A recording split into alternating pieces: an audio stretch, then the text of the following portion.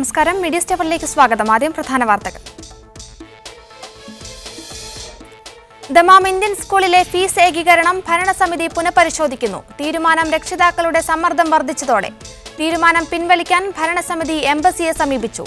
ഖത്തറിലെ സ്കൂളുകളിൽ അടുത്ത മാസം മുതൽ CBSE ഇന്റർനാഷണൽ സിലബസ് ഉണ്ടാകില്ല. മറ്റ് ഗൾഫ് രാജ്യങ്ങളുടെ നികുതി ഘടനയിലേക്ക് മാറാനൊരുങ്ങി UAE. നികുതി സംവിധാനവും നിയന്ത്രണവും ഉൾപ്പെടുന്ന കരട് ബിൽ ദേശീയ ഫെഡറൽ കൗൺസിൽ പാസാക്കും.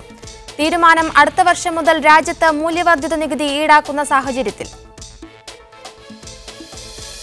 GCC ഗതാഗത വാരാചരണത്തിന് തുടക്കമായി. ബോധവൽക്കരണം ഉൾപ്പെടെ നിരവധി പരിപാടികൾ. കുവൈത്തിൽ ട്രാഫിക് പിഴ ഉയർത്താൻ നീക്കമില്ലെന്ന് ആഭ്യന്തര മന്ത്രാലയം. വിശദമായ വാർത്തകളിലേക്ക്. കോഴിക്കോട് ചാലിയം മത്സ്യ വിപണന കേന്ദ്രത്തിൽ തീപിടുത്തത്തിൽ 7 ഷെഡുകളും ഒരു വാഹനവും കത്തിനശിച്ചു. ഷെഡിൽ സൂക്ഷിച്ചിരുന്ന മണ്ണെണ്ണയിൽ നിന്ന് തീ പടർന്നതെന്നാണ് നിഗമനം. ഫയർഫോഴ്സ് എത്തി തീ നിയന്ത്രണ വിധേയമാക്കി. കൂടുതൽ വിവരങ്ങളുമായി നിതീഷ് ബാലൻ ചേരുന്നു കോഴിക്കോട് നിന്നും. നിതീഷ്, എപ്പോഴാണ് തീപിടുത്തമുണ്ടായത്? കാര്യമായ നാശനഷ്ടങ്ങളാണ് ഉണ്ടായിരിക്കുന്നത്? ശ്രുതി, കോഴിക്കോട് ചാലിയത്ത് 9 മണിയോടെയാണ് മത്സ്യവിപണന കേന്ദ്രത്തിൽ തീപിടുത്തമുണ്ടായത്. ഇത് പ്രധാനമായും കാരണമായി പറയുന്നത് ഈ ഓല ഷെഡിൽ പ്രധാനമായി ഇത് 10 ഓല ഷെഡുകളാണ് ഈ കേന്ദ്രത്തിലുള്ളത്. ഓല ഷെഡിൽ സൂക്ഷിച്ചിരുന്ന മണ്ണെണ്ണയിൽ നിന്ന് തീ പടർന്നുവെന്നാണ് നിഗമനം ഉള്ളത്. ഏതായാലും ഈ 10 ഓല ഷെഡുകളിൽ 7 ഷെഡുകൾ പൂർണ്ണമായും കത്തിനശിച്ചുവെന്നാണ് നമുക്ക് ലഭിക്കുന്ന വിവരം. കോഴിക്കോട് ബീച്ചിൽ നിന്ന് 1 യൂണിറ്റ് ഫയർഫോഴ്സും ഒപ്പം മീൻചതിൽ നിന്ന് 3 യൂണിറ്റ് ഫയർഫോഴ്സും സ്ഥലത്തെത്തിയിട്ടാണ് രക്ഷാപ്രവർത്തനം നടത്തുന്നത്. ഒപ്പം നാട്ടുകാരും രക്ഷാപ്രവർത്തനം ഇറങ്ങിയിട്ടുണ്ട്. അതുകൊണ്ട് തന്നെ വലിയ രീതിയിലുള്ള തീപിടുത്തം തടയാനായിട്ടുണ്ട്. കൃത്യസമയത്ത് ഇടപെടൽ വലിയ രീതിയിലുള്ള തീപിടുത്തം തടയുന്നതിലേക്ക് നീങ്ങിയിട്ടുണ്ട്. ഏതായാലും ഓല ഷെഡിനൊപ്പം മത്സ്യം കയറ്റിക്കൊണ്ടുപോകുന്ന ഒരു വാഹനം തീപിടിച്ച് നശിച്ചിട്ടുണ്ട്. മറ്റൊരു വാഹനം ഭാഗികമായി കത്തി നശിച്ചിട്ടുണ്ട്. ഒപ്പം ഓല ഷെഡിൽ ഉണ്ടായിരുന്ന മത്സ്യത്തൊഴിലാളികളുടെ വലകളും മത്സ്യബന്ധന ഉപകരണങ്ങളും ഈ തീപിടുത്തത്തിൽ കത്തി നശിച്ചിട്ടുണ്ട്. നിലവിൽ നാശനഷ്ടങ്ങൾ കണക്കാക്കിയിട്ടില്ല. രാത്രി 8:30-9 മണിയോടുകൂടിയാണ് തീപിടുത്തം ഉണ്ടായത്. മറ്റ് ആളപായമോ അല്ലെങ്കിൽ മറ്റ് വലിയ രീതിയിലുള്ള നഷ്ടങ്ങളോ ഇതുവരെ റിപ്പോർട്ട് ചെയ്യപ്പെട്ടിട്ടില്ല. ഏതായാലും തീ ഇപ്പോൾ നിയന്ത്രണ വിധേയമാണ്. 90% തീ അണച്ചു കഴിഞ്ഞുവെന്നാണ് നമുക്ക് ലഭിക്കുന്ന വിവരം. ശ്രുതി, കോഴിക്കോട് ചാലിയം മത്സ്യവിപണന കേന്ദ്രത്തിൽ തീപിടുത്തത്തിൽ 7 ഷെഡുകളും ഒരു വാഹനവും കത്തി നശിച്ചിരിക്കുന്നു. ഷെഡിൽ സൂക്ഷിച്ചിരുന്ന മണ്ണെണ്ണയിൽ നിന്ന് തീ പടർന്നതാണ് നിഗമനം. ഫയർഫോഴ്സ് എത്തി തീ നിയന്ത്രണ വിധേയമാക്കിയിട്ടുണ്ട്. വിവരങ്ങൾ നൽകുകയായിരുന്നു നിതീഷ് ബാലൻ കോഴിക്കോട് നിന്നും. ഗൾഫ് വാർത്തകളിലേക്ക്. CBSE ഇന്റർനാഷണൽ പാഠ്യപദ്ധതി നിർത്തലാക്കാനുള്ള തീരുമാനം ഖത്തറിലെ ഇന്ത്യൻ സ്കൂളുകൾ രക്ഷിതാക്കളെ അറിയിച്ചു. അടുത്ത മാസം മുതൽ പുതിയ അധ്യയന വർഷം ആരംഭിക്കുന്നതോടെ CBSE സിലബസിൽ പഠനം നടത്തിയിരുന്ന വിദ്യാർത്ഥികൾ CBSE നാഷണൽ പാഠ്യപദ്ധതിയിലാണ് തുടർന്ന് പഠിക്കുക. നികുതി സംവിധാനവും നിയന്ത്രണവും ഉൾപ്പെടുന്ന പുതിയ കരട് ബിൽ UAE ഫെഡറൽ ദേശീയ കൗൺസിൽ പാസാക്കാൻ ഒരുങ്ങുന്നു. അടുത്ത വർഷം മുതൽ രാജ്യത്ത് മൂല്യവർദ്ധിത നികുതി നടപ്പാക്കാൻ തീരുമാനിച്ച സാഹചര്യത്തിലാണ് പുതിയ നിയമനിർമ്മാണം. നികുതി ഘടനയിലേക്ക് മറ്റ് ഗൾഫ് രാജ്യങ്ങൾക്കൊപ്പം UAEയും ചുവടുവെക്കാനിരിക്കെ നികുതി പിരിവും അനുബന്ധ കാര്യങ്ങളും ഉൾപ്പെടുന്നതാണ് ബിൽ. കരട് ബിൽ ദിവസങ്ങൾക്കകം അവതരിപ്പിച്ച് പാസാക്കുമെന്ന് UAE ഫെഡറൽ ദേശീയ കൗൺസിൽ അംഗം സാലിം അൽ ഷംസി അറിയിച്ചു. നികുതി വെട്ടിപ്പുൾപ്പെടെയുള്ളവ കർശനമായി നിയന്ത്രിക്കാൻ പോകുന്ന വ്യവസ്ഥകളായിരിക്കും കരട് നിയമത്തിൽ ഉൾപ്പെടുത്തുക. 53 വകുപ്പുകളാണ് ബില്ലിലുള്ളത്. 5% മൂല്യവർദ്ധിത നികുതി പിരിക്കാനാണ് തീരുമാനം. അടിസ്ഥാന ഭക്ഷ്യോൽപ്പന്നങ്ങളും മരുന്നുകളും നികുതിയിൽ നിന്ന് മാറ്റി നിർത്തിയിട്ടുണ്ട്. ഫെഡറൽ നികുതി അതോറിറ്റി എന്ന സംവിധാനത്തിന് ചുവടെ നികുതി സമാഹരണത്തിന് ഉദ്യോഗസ്ഥരെയും നിയമിക്കും. UAE ഉൾപ്പെടെ 6 ഗൾഫ് രാജ്യങ്ങളും അടുത്ത വർഷം മുതലാണ് മൂല്യവർദ്ധിത നികുതി നടപ്പാക്കുക. ഇത് മുഖേന വൻതുകയുടെ വരുമാനം ഉറപ്പാക്കാൻ ഗൾഫ് രാജ്യങ്ങൾക്ക് സാധിക്കും. വാണിജ്യ സംരംഭങ്ങൾക്കും സാധാരണക്കാർക്കും അത്രയൊന്നും വലിയ ബാധ്യത വരില്ലെന്നാണ് അധികൃതർ വ്യക്തമാക്കുന്നത്. Media 1 Dubai. ഒമാനിൽ താമസയിടങ്ങളുടെയും വാണിജ്യ സമുച്ചയങ്ങളുടെയും വാടക കരാറുകൾ രജിസ്റ്റർ ചെയ്യുമ്പോൾ നഗരസഭയ്ക്ക് നൽകേണ്ട നികുതി വെട്ടിക്കുന്നത് വ്യാപകമാകുന്നു. ഇത്തരക്കാർക്കെതിരെ കർശന നടപടിയെടുക്കുമെന്ന് മസ്കത്ത് നഗരസഭയുമായി ബന്ധപ്പെട്ടവർ അറിയിച്ചു. ചില കെട്ടിടയുടമകൾ താമസക്കാരുമായി കരാർ എഴുതാതിരിക്കുകയാണ് ചെയ്യുക. മറ്റു ചിലരാകട്ടെ നഗരസഭ നിശ്ചയിച്ചുള്ള നികുതിയിൽ നിന്ന് ഒഴിവാകുന്നതിനായി വാടക കുറച്ചാണ് കരാർ എഴുതുന്നത്. ഇത്തരത്തിൽ ഒരു ധാരണയിലെത്തുന്നത് വഴി ഉടമയ്ക്കും വാടകക്കാരനും ലാഭമുണ്ടാകുന്നു. നികുതി വെട്ടിപ്പിലൂടെ ഓരോ വർഷവും വലിയ തുകയാണ് നഗരസഭയ്ക്ക് നഷ്ടമാകുന്നതെന്ന് മസ്കത്ത് നഗരസഭാ കൗൺസിലർ സലീം അൽ ഗമ്മാരി പറഞ്ഞു. നിയമലംഘകരെ പിടികൂടാൻ നഗരസഭ നിരീക്ഷണം ശക്തമാക്കിയിട്ടുണ്ട്. കരാർ പ്രകാരമുള്ള നികുതി കെട്ടിട ഉടമകളോ വാടകക്കാരോ അടയ്ക്കണമെന്നാണ് നിർദ്ദേശം. ഇത് അടയ്ക്കാത്ത പക്ഷം കണ്ടുകെട്ടൽ ഉൾപ്പെടെയുള്ള നടപടികൾക്ക് അധികൃതർക്ക് അവകാശമുണ്ട്. നിർദ്ദിഷ്ട ഫീസടച്ച് വാടക കരാർ രജിസ്റ്റർ ചെയ്യാത്ത പക്ഷം കരാറിന് ഔദ്യോഗിക അംഗീകാരമുണ്ടാകില്ല. വാടക കരാർ രജിസ്റ്റർ ചെയ്യാത്ത കെട്ടിടയുടമകൾ നിർദ്ദിഷ്ട ഫീസിന്റെ 3 ഇരട്ടി പിഴയായി അടയ്ക്കണമെന്നാണ് നിയമം നിർദ്ദേശിക്കുന്നത്.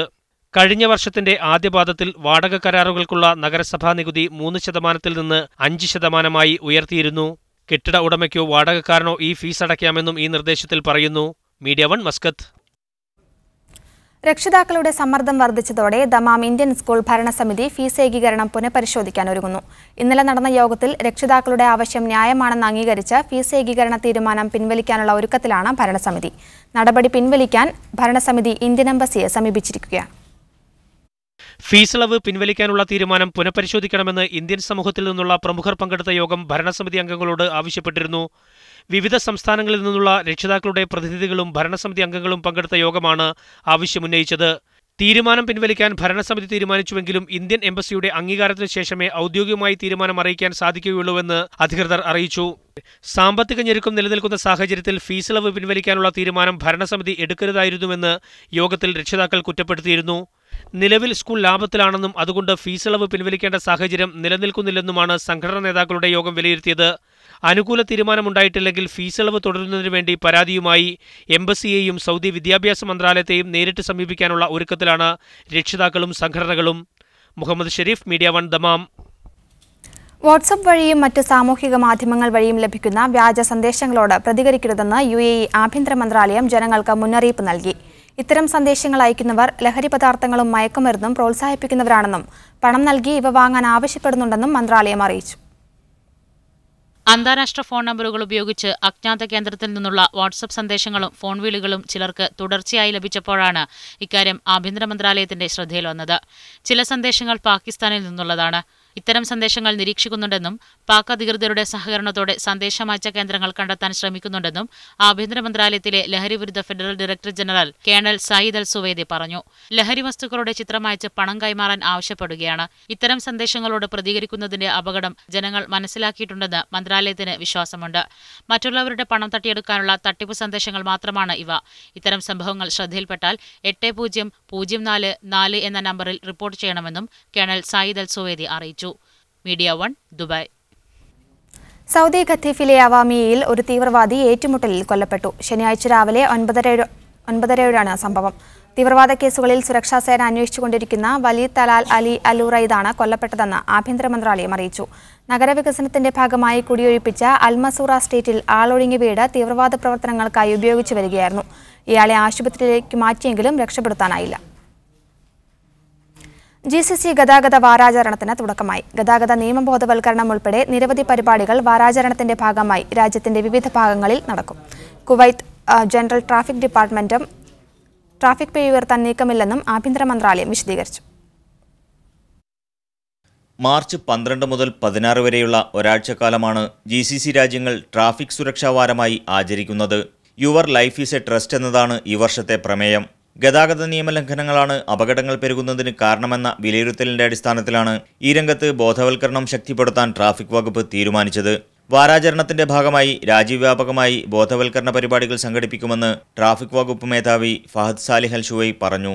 ട്രാഫിക് നിയമങ്ങൾ ലളിതമായി വിവരിക്കുന്ന ലഘുലേഖകൾ വാഹനോപയോക്താക്കൾക്ക് വിതരണം ചെയ്യുമെന്നും അദ്ദേഹം കൂട്ടിച്ചേർത്തു. കഴിഞ്ഞ 5 വർഷത്തിനിടെ കുവൈത്തിൽ മാത്രം വാഹനാപകടത്തിൽ മരിച്ചത് 2112 പേരാണ്. ഈ കാലയളവിൽ 45,086 പേർക്ക് റോഡപകടങ്ങളിൽ പരിക്കേറ്റു. മരിച്ചവരിൽ 869 പേർ സ്വദേശികളും ബാക്കിയുള്ളവർ വിദേശികളുമാണ്. ശിക്ഷ കടുപ്പിച്ചതിന്റെയും ബോധവൽക്കരണം ശക്തമാക്കിയതിന്റെയും ഫലമായി കഴിഞ്ഞ വർഷം വാഹനാപകടങ്ങളുടെ എണ്ണത്തിൽ കുറവുണ്ടായതായാണ് കണക്കുകൾ സൂചിപ്പിക്കുന്നത്. അതിനിടെ ഗതാഗത നിയമലംഘനത്തിന്റെ പിഴ കുത്തനെ വർദ്ധിപ്പിക്കുമെന്ന് സാമൂഹ്യ മാധ്യമങ്ങളിലും മറ്റും പ്രചരിക്കുന്ന വാർത്തകൾ ആഭ്യന്തര മന്ത്രാലയം നിഷേധിച്ചു. ട്രാഫിക് പിഴ വർദ്ധിപ്പിക്കാനുള്ള യാതൊരു തീരുമാനവും ഇതുവരെ കൈക്കൊണ്ടിട്ടില്ലെന്ന് മന്ത്രാലയത്തിലെ public relation and security media wing director Adil al Hashash വ്യക്തമാക്കി. Media 1 Kuwait city. കുവൈത്തിൽ സർക്കാർ ആശുപത്രികളിൽ നിന്നും വിദേശികൾക്ക് സൗജന്യമായി മരുന്നുകൾ വിതരണം ചെയ്യുന്നത് നിർത്തണമെന്ന പാർലമെന്റ് അംഗത്തിന്റെ നിർദ്ദേശത്തിനെതിരെ വ്യാപക വിമർശനം. സഫ അൽ ഹാഷിം MP പാർലമെന്റിൽ സമർപ്പിച്ച കരട് നിർദ്ദേശം മനുഷ്യാവകാശത്തിനെതിരെ നിൽക്കുന്നതാണെന്ന് MPമാരും ഡോക്ടർമാരും അഭിപ്രായപ്പെട്ടു. സർക്കാർ ആശുപത്രികളിലെ മരുന്ന് കുവൈത്ത് പൗരന്മാർക്ക് മാത്രം നൽകണമെന്നും വിദേശികൾ സ്വകാര്യ ഫാർമസികളിൽ നിന്ന് മരുന്ന് വാങ്ങുന്ന സംവിധാനമാണ് വേണ്ടതെന്നുമായിരുന്നു സഫ അൽ ഹാഷിം MPയുടെ കരട് നിർദ്ദേശം. ആരോഗ്യ വിദ്യാഭ്യാസ മേഖലകളിൽ ലഭിക്കുന്ന ആനുകൂല്യത്തിന്റെ കാര്യത്തിൽ സ്വദേശികൾക്കും വിദേശികൾക്കുമിടയിൽ വ്യത്യാസം കൽപ്പിക്കാൻ പാടില്ലെന്ന് കരട് നിർദ്ദേശത്തെ വിമർശിച്ച് രംഗത്ത് വന്ന MPമാർ പറഞ്ഞു. സാമൂഹിക വിമർശനത്തിന് കാരണമായേക്കാവുന്ന ഇത്തരം നിർദ്ദേശങ്ങൾ മനുഷ്യാവകാശങ്ങളെ വിലമതിക്കുന്ന രാജ്യത്തിന് യോജിച്ചതല്ലെന്നും MPമാർ അഭിപ്രായപ്പെട്ടു. MP-യുടെ നിർദ്ദേശം മനുഷ്യാവകാശ ലംഘനമാണെന്ന വിമർശവുമായി പ്രമുഖ ഡോക്ടർമാരും രംഗത്തെത്തി. രാജ്യത്ത് ജനസംഖ്യാ ക്രമീകരണം വരുത്താൻ സാധിക്കാത്തതിന്റെ ഉത്തരവാദിത്തം വിദേശികളുടെ മേൽ കെട്ടിവെക്കരുതെന്നും ചികിത്സാരംഗത്ത് വിദേശികളോട് വിവേചനം കാണിക്കാൻ പാടില്ലെന്നും ഡോക്ടർമാർ അഭിപ്രായപ്പെട്ടു. സൗജന്യ മരുന്ന് വിതരണം നിർത്തലാക്കണമെന്ന നിർദ്ദേശത്തിന് പുറമെ വിദേശികൾ നാട്ടിലേക്ക് അയക്കുന്ന പണത്തിന് നികുതി ചുമത്തണമെന്ന നിർദ്ദേശവും കുവൈറ്റ് പാർലമെന്റിലെ ഏക വനിതാ അംഗമായ സഫാൽ ഹാഷിം മുന്നോട്ട് വച്ചിരുന്നു. Media 1 Kuwait city. മിന, അറഫ എന്നിവിടങ്ങളിലെ സേവനങ്ങളുടെ ഫീസ് വർദ്ധിപ്പിക്കാനുള്ള തീരുമാനം പിൻവലിക്കണമെന്ന് കേന്ദ്ര ഹജ്ജ് കമ്മിറ്റിയുടെ ആവശ്യത്തിൽ സൗദി അധികൃതർ നാളെ തീരുമാനം അറിയിക്കും. ഹാജിമാരുടെ മക്ക മദീന ബസ് യാത്രാ സൗകര്യങ്ങൾ വർദ്ധിപ്പിക്കുന്നതുമായി ബന്ധപ്പെട്ട വിഷയങ്ങളും ഇന്ത്യൻ സംഘം സൗദി അധികൃതരുമായി ചർച്ച നടത്തി. ഹാജിമാർക്ക് നൽകുന്ന സേവനങ്ങൾക്കുള്ള ഫീസ് വർദ്ധിപ്പിക്കാനുള്ള തീരുമാനം പിൻവലിക്കണമെന്ന് സൗത്ത് ഏഷ്യൻ മുഅസ്സസ അധികൃതരുമായി കഴിഞ്ഞ ദിവസം നടത്തിയ ചർച്ചയിൽ കേന്ദ്ര ഹജ്ജ് കമ്മിറ്റി പ്രതിനിധി സംഘം ആവശ്യപ്പെട്ടിരുന്നു. എന്നാൽ തീരുമാനമറിയിക്കാൻ അവർ 2 ദിവസം സമയം ആവശ്യപ്പെടുകയായിരുന്നു. കേന്ദ്ര ഹജ്ജ് കമ്മിറ്റി അധ്യക്ഷന്റെ നേതൃത്വത്തിലുള്ള സംഘമാണ് ചർച്ച നടത്തിയത്. ഹജ്ജ് കമ്മിറ്റി അംഗം ET മുഹമ്മദ് ബഷീർ MP ഉൾപ്പെടെയുള്ളവരും ചർച്ചയിൽ പങ്കെടുത്തു. ഇന്ത്യൻ ഹാജിമാരുടെ സൗദിയിലെ ബസ് യാത്രാ സൗകര്യങ്ങൾ വർദ്ധിപ്പിക്കുന്നതുമായി ബന്ധപ്പെട്ട വിഷയങ്ങൾ അധികൃതരുമായി ചർച്ച നടത്തി. കഴിഞ്ഞ വർഷം ഏറെ പഴികേട്ട ഹാജിമാരുടെ മക്ക മദീന യാത്രയുടെ പ്രശ്നങ്ങൾ പരിഹരിക്കാനുള്ള നിർദ്ദേശങ്ങൾ അധികൃതർക്ക് സമർപ്പിച്ചു. ബസ്സുകളുടെ കാലപ്പഴക്കം കാരണം നിരവധി ബുദ്ധിമുട്ടുകളാണ് കഴിഞ്ഞ വർഷം ഹാജിമാർ അനുഭവിച്ചത്. ഇതിനാൽ കരാർ അടിസ്ഥാനത്തിൽ സേവനം ലഭ്യമാക്കാത്ത കമ്പനികൾക്കെതിരെ സർക്കാർ തലത്തിൽ നടപടിയെടുക്കണമെന്ന ആവശ്യമാണ് ഇന്ത്യൻ സംഘം മുന്നോട്ട് വെച്ചത്. സൗദി ഹജ്ജ് ഗതാഗത മന്ത്രാലയ പ്രതിനിധികളുമായി ഈ വിഷയം ചർച്ച ചെയ്തിട്ടുണ്ട്. തിങ്കളാഴ്ച മദീനയിൽ നടക്കുന്ന കൂടിക്കാഴ്ചയിലും ഇക്കാര്യം ഉന്നയിക്കുമെന്ന് ET Muhammad Basheer MP media 1 പറഞ്ഞു. മദീനയിലെ ഇന്ത്യൻ ഹാജിമാരുടെ യാത്രാ സൗകര്യവുമായി ബന്ധപ്പെട്ട വിവിധ വിഷയങ്ങൾ ചർച്ച ചെയ്യുന്ന സംഘം കമ്പനികളുമായി കരാർ ഒപ്പുവെക്കുകയും ചെയ്യും. Rabi Muhammad, media 1, Riyadh. Jubail നഗരമധ്യത്തിലെ ടെക്സ്റ്റൈൽ ഷോപ്പിലേക്ക് നിയന്ത്രണം വിട്ട വാഹനം ഇടിച്ചുകയറി. ലേഡീസ് മാർക്കറ്റിൽ പ്രവർത്തിക്കുന്ന പയ്യന്നൂർ സ്വദേശി സാദിഖിന്റെ എമിറാൾഡ് എന്ന സ്ഥാപനത്തിലേക്കാണ് കോട്ടയം സ്വദേശി രമേശ് വാഹനം ഇടിച്ചു കയറ്റിയത്. ഉച്ചയ്ക്ക് 1 മണിയോടെയായിരുന്നു സംഭവം. കോർണിഷ് ഭാഗത്തേക്ക് പോവുകയായിരുന്ന മറ്റൊരു വാഹനം രമേശിന്റെ കാറിൽ ഇടിച്ചതിനെ തുടർന്ന് നിയന്ത്രണം വിട്ട ഇയാളുടെ വാഹനം കടയുടെ കണ്ണാടി ചില്ലു തകർത്ത് ഉള്ളിലേക്ക് കയറുകയായിരുന്നു. ഈ സമയം കൗണ്ടറിലുണ്ടായിരുന്ന സാദിഖ് ഓടിമാറിയതിനാൽ വൻ ദുരന്തമൊഴിവായി. കടയുടെ കണ്ണാടി ചില്ലും കൗണ്ടറും പൂർണ്ണമായും തകർന്നു. സ്ഥാപനത്തിനുള്ളിൽ സാദിഖും ഒരു തയ്യൽക്കാരനും മാത്രമേ സംഭവ സമയം ഉണ്ടായിരുന്നുള്ളൂ. BJP നടത്തിയ കടുത്ത വർഗീയ പ്രചാരണങ്ങളും മതേതര കക്ഷികൾക്കിടയിലെ ഭിന്നിപ്പുമാണ് ഉത്തർപ്രദേശ് തെരഞ്ഞെടുപ്പിൽ പ്രതിഫലിച്ചതെന്ന് മുസ്ലിം ലീഗ് ദേശീയ സെക്രട്ടറി PK കുഞ്ഞാലിക്കുട്ടി പറഞ്ഞു. മതേതര കക്ഷികളുടെ ഐക്യം ശക്തിപ്പെടുന്നതോടെ BJPയുടെ തേരോട്ടം അവസാനിക്കുമെന്നും അദ്ദേഹം ദോഹയിൽ മാധ്യമപ്രവർത്തകരോട് പറഞ്ഞു. രാജ്യത്തെ മതേതര കക്ഷികൾക്കിടയിലുണ്ടായ ഭിന്നിപ്പും സംഘപരിവാർ നടത്തിയ സാമുദായിക ധ്രുവീകരണവുമാണ് UP തെരഞ്ഞെടുപ്പിൽ BJPക്ക് വിജയം നേടിക്കൊടുത്തതെന്ന് PK കുഞ്ഞാലിക്കുട്ടി പറഞ്ഞു. BJPയുടെ ഇപ്പോഴത്തെ വിജയം താൽക്കാലികമാണെന്നും അദ്ദേഹം കൂട്ടിച്ചേർത്തു. ബീഹാർ മാതൃകയിൽ UPയിലെ മതേതര കക്ഷികളും മനസ്സുവെച്ചാൽ BJPയുടെ തേരോട്ടം അവസാനിക്കുമെന്നും അദ്ദേഹം പറഞ്ഞു. മുസ്ലിം ലീഗ് അഖിലേന്ത്യാ സെക്രട്ടറിയായ ശേഷം ആദ്യമായി ദോഹയിലെത്തിയ കുഞ്ഞാലിക്കുട്ടി മാധ്യമങ്ങളോട് സംസാരിക്കുകയായിരുന്നു. ഒരു കാര്യം, മതേതര കക്ഷികളുടെ ഇടയിൽ വരുന്ന ഭിന്നിപ്പാണ് BJPക്ക് ഗുണമാകുന്നത്. എന്നത് അവസാനിക്കുന്നോ അതുവരെ ഉള്ളൂ BJP. അന്ന് തീരും BJP. ദേശീയ രാഷ്ട്രീയത്തിൽ സജീവമാകുന്നതോടെ മതേതര കക്ഷികളുടെ യോജിപ്പിനായി ശ്രമിക്കും. ഫാഷിസത്തെ തുരത്തുക എന്ന സന്ദേശം ഉയർത്തി തന്നെയാണ് പാർട്ടി മലപ്പുറത്ത് ഉപതെരഞ്ഞെടുപ്പിനെ നേരിടുന്നത്. KPCC പ്രസിഡന്റ് VM സുധീരന്റെ രാജിക്കാര്യത്തിൽ അദ്ദേഹം പറയുന്നത് വിശ്വസിക്കുന്നതായും KM മാണി തിരിച്ചു വരണമെന്നാണ് ആഗ്രഹമെന്നും കുഞ്ഞാലിക്കുട്ടി പറഞ്ഞു. Parakkal Abdulla MLA, Qatar KMCC ഭാരവാഹികളായ SAM ബഷീർ, അബ്ദുൽ നാസർ നാച്ചി എന്നിവരും വാർത്താ സമ്മേളനത്തിൽ പങ്കെടുത്തു. Media 1, Doha. സംഘടിത തൊഴിലാളി വർഗം അധികാരികളെ പേടിപ്പിച്ച് പിടിച്ചുപറിക്കുകയാണെന്നും കേരളത്തിന്റെ വിഭവങ്ങളും സമ്പത്തും സംഘടിത ഗുണ്ടായസത്തിലൂടെ ചെറിയൊരു വിഭാഗം കൈക്കലാക്കുന്നത് അനുവദിക്കില്ലെന്നും കേരള ജനപക്ഷം നേതാവും MLAയുമായ PC ജോർജ്. ഹ്രസ്വ സന്ദർശനത്തിനായി കുവൈത്തിലെത്തിയ അദ്ദേഹം മാധ്യമപ്രവർത്തകരുമായി സംസാരിക്കുകയായിരുന്നു. ചെറിയ ശതമാനം മാത്രമുള്ള സംഘടിത തൊഴിലാളി വിഭാഗങ്ങളുടെ തിട്ടൂരത്തിന് വഴങ്ങി സർക്കാരുകൾ അനർഹമായി ആനുകൂല്യങ്ങൾ നൽകുകയാണെന്നും PC ജോർജ് കൂട്ടിച്ചേർത്തു. യുവജനപക്ഷം സംസ്ഥാന president Antony Martin, Janapaksham Kuwait chapter convener Salax Kurian എന്നിവരും വാർത്താ സമ്മേളനത്തിൽ പങ്കെടുത്തു. 5 ഏക്കർ ഭൂമിയുള്ള ഒരു കർഷകന് ഒരു വർഷം 1 ലക്ഷം രൂപ പോലും കിട്ടാനില്ല. എന്തായാലും ഇലക്ട്രിസിറ്റി ബോർഡിലെ ഒരു ഡ്രൈവർക്ക് 90,000 രൂപ ശമ്പളം. ഇത് വിചാരിച്ച് തൊഴിലാളികൾക്കോ അധ്യാപകർക്കോ ഗവൺമെൻറ് ഉദ്യോഗസ്ഥന്മാർക്കോ കൊടുക്കുന്ന ശമ്പളം ഇല്ലാതാക്കണമെന്നല്ല. അവരുടെ ജീവിത നിലവാരവും മറ്റ് ഞങ്ങളുടെ ജീവിത നിലവാരവും തമ്മിൽ നമ്മളൊന്ന് താരതമ്യപ്പെടുത്തി ചർച്ച ചെയ്യണം. അല്ലാതെ പറ്റില്ല. രാജ്യത്തിൻ്റെ വികസനം നടക്കണം. വികസനത്തിനകത്ത് അഴിമതി പാടില്ല. അങ്ങനെ നടക്കുമ്പോൾ സംഘടിത തൊഴിലാളി വർഗം അധികാരവർഗത്തെ പേടിപ്പിച്ച് പിടിച്ചുപറിക്കുക. ആ പിടിച്ചുപറി ഇനി അനുവദിക്കാൻ കഴിയില്ല. ജനപക്ഷത്തിൻ്റെ ഉറച്ച അഭിപ്രായമാണ്. അർഹതപ്പെട്ട തൊഴിലാളിക്ക് കൊടുത്തേ മതിയാവും. സ്ത്രീപീഡന കേസുകൾ വർദ്ധിച്ചു വരുന്ന സാഹചര്യത്തിൽ കുറ്റവാളികൾക്ക് എത്രയും വേഗം ശിക്ഷ നൽകാൻ ഫാസ്റ്റ് ട്രാക്ക് കോടതികൾ സ്ഥാപിക്കണമെന്ന് പി.കെ. ശ്രീമതി എം.പി. പറഞ്ഞു. കൈരളി സലാല ലുബാൻ പാലസിൽ സംഘടിപ്പിച്ച സ്വീകരണ യോഗത്തിൽ സംസാരിക്കുകയായിരുന്നു അവർ. സാമൂഹ്യ പരിഷ്കരണ രംഗത്ത് മാറ്റങ്ങൾക്ക് നേതൃത്വം നൽകിയ ഇടതുപക്ഷം വിദ്യാഭ്യാസ, ആരോഗ്യ, കാർഷിക മേഖലകളിൽ വലിയ വളർച്ചയ്ക്കാണ് ശ്രമിക്കുന്നതെന്നും അവർ പറഞ്ഞു. കൈരളി പ്രസിഡന്റ് ബാബുരാജ് അധ്യക്ഷത വഹിച്ച പരിപാടിയിൽ എ.കെ. പവിത്രൻ സംസാരിച്ചു. സി. വിനയകുമാർ സ്വാഗതവും കെ.എ. റഹീം നന്ദിയും പറഞ്ഞു. Dubai saint Thomas orthodox cathedral യുവജന പ്രസ്ഥാനം പുസ്തകോത്സവം സംഘടിപ്പിച്ചു. പള്ളിയങ്കണത്തിൽ തിരക്കഥാകൃത്ത് ജോഷി മംഗത്ത്, ഇടവക സഹവികാരി ഫാദർ സാജു തോമസ് എന്നിവർ ചേർന്ന് ഉദ്ഘാടനം നിർവഹിച്ചു. DC books, Bible society, Khaleej Times എന്നിവയുടെ സഹകരണത്തോടെയായിരുന്നു പുസ്തകോത്സവം. സാഹിത്യ സമ്മേളനത്തിൽ ഫാദർ ഷാജി മാത്യൂസ് അധ്യക്ഷത വഹിച്ചു. ബിജു ജോർജ്, ഫൈസൽ, ജോബിൻസ് പി ജോൺ, സുരേഷ് വൈ ചാക്കോ എന്നിവർ സംസാരിച്ചു. ബേബി ജോൺ താമരവേലി രചിച്ച ഭാരതീയ സംഗീതത്തിന്റെ ഭാവി എന്ന പുസ്തകത്തിന്റെ പ്രകാശനം സലാലയിൽ നടന്നു. സെന്റ് സ്റ്റീഫൻസ് ഓർത്തഡോക്സ് ദേവാലയത്തിൽ നടന്ന ചടങ്ങിൽ ഫാദർ ജോസ് ചെമ്മണിന് നൽകി ഡോക്ടർ ഗീവർഗീസ് മോർ യൂലിയോസ് മെത്രാപൊലീത്തയാണ് പ്രകാശനം നിർവഹിച്ചത്. പ്രഭാത് ബുക്സ് ആണ് പുസ്തകം പ്രസിദ്ധീകരിക്കുന്നത്. പ്രകാശന ചടങ്ങിൽ baby John, Thomas Daniel, Mathew മാമൻ എന്നിവർ പങ്കെടുത്തു. കവിതാ സമാഹാരങ്ങളും നോവലുകളും മതപഠനങ്ങളും എഴുതിയിട്ടുള്ള ഇദ്ദേഹം മകനും കുടുംബത്തോടൊപ്പം സലാലയിലാണ് താമസം. മിഡിൽ ഈസ്റ്റിൽ ഏറ്റവും സ്വാധീനമുള്ള പാസ്പോർട്ടുള്ള രാജ്യമായി UAE വീണ്ടും തെരഞ്ഞെടുക്കപ്പെട്ടു. നൊമാഡ് ക്യാപിറ്റലിസ്റ്റ് നടത്തിയ പഠനത്തിലാണ് UAE മിഡിൽ ഈസ്റ്റിൽ ഒന്നാമതും ആഗോളാടിസ്ഥാനത്തിൽ 70ാമതും എത്തിയത്. വെനസ്വേലയും UAEയോടൊപ്പം 70ാം സ്ഥാനം പങ്കിട്ടു. വിസയില്ലാതെ പോകാവുന്ന രാജ്യങ്ങളുടെ എണ്ണം, നികുതി ഘടന, ഇരട്ട പൗരത്വം, സ്വാതന്ത്ര്യം എന്നിവയുടെ അടിസ്ഥാനത്തിലാണ് പാസ്പോർട്ടിന്റെ സ്വാധീനം കണക്കാക്കുന്നത്. ദമാം എയർപോർട്ട് വഴി യാത്ര ചെയ്യുന്നവർക്ക് സഹായകമായി ചെക്ക് ഇൻ സംവിധാനം നഗരത്തിലും ആരംഭിച്ചു. സിറ്റി ടെർമിനൽ എന്ന പേരിൽ എയർപോർട്ട് അതോറിറ്റിയും സാപ്കോ കമ്പനിയും സഹകരിച്ചാണ് കൗണ്ടർ ആരംഭിച്ചത്. വിമാനയാത്രയ്ക്ക് 24 മണിക്കൂർ മുമ്പ് ചെക്ക് ഇൻ ചെയ്ത് ബോർഡിംഗ് പാസ് ഇവിടെ നിന്നും സ്വന്തമാക്കാം. വിമാനയാത്രയ്ക്ക് 24 മണിക്കൂർ മുമ്പ് സിറ്റി ടെർമിനലിൽ എത്തി ചെക്ക് ഇൻ ചെയ്ത് ബോർഡിംഗ് പാസ് സ്വന്തമാക്കാം. തങ്ങളുടെ ലഗേജുകളും ഇവിടെ ഏൽപ്പിക്കാം. വിമാനത്താവളത്തിലെ തിരക്കൊഴിവാക്കാനും യാത്രക്കാർക്ക് സമയം ലാഭിക്കാനും സാധിക്കുമെന്നതാണ് സിറ്റി ടെർമിനലിന്റെ പ്രധാന നേട്ടം. നിലവിൽ Saudi Airlines, Air India, Emirates, Etihad, Jet Airways, Egypt Air, SriLankan Air എന്നീ വിമാനങ്ങളുടെ യാത്രക്കാർക്കാണ് സിറ്റി ടെർമിനലിന്റെ സേവനം ഉപയോഗപ്പെടുത്താൻ സാധിക്കുക. വരും ദിവസങ്ങളിൽ കൂടുതൽ വിമാന കമ്പനികളുടെ സേവനം ഇവിടെ ലഭ്യമാകുമെന്നാണ് അധികൃതരുടെ പ്രതീക്ഷ.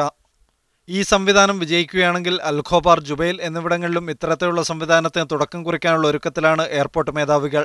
സിറ്റി ടെർമിനൽ വരുന്നതോടെ യാത്രക്കാർക്ക് എയർപോർട്ടിൽ ചെലവഴിക്കുന്ന സമയം ലാഭിക്കാം. 4 മണിക്കൂർ മുമ്പ് വിമാനത്താവളത്തിൽ എത്തുന്നതിന് പകരം 2 മണിക്കൂർ മുമ്പ് എത്തിയാൽ മതിയാവും. ലഗേജ് തൂക്കം കൂടിയാൽ ചിട്ടപ്പെടുത്താനുള്ള സമയവും ലാഭിക്കാം. ലഗേജ് പാക്കിംഗ് സംവിധാനവും സിറ്റി ടെർമിനലിൽ ഒരുക്കിയിട്ടുണ്ട്. Media 1 Dammam.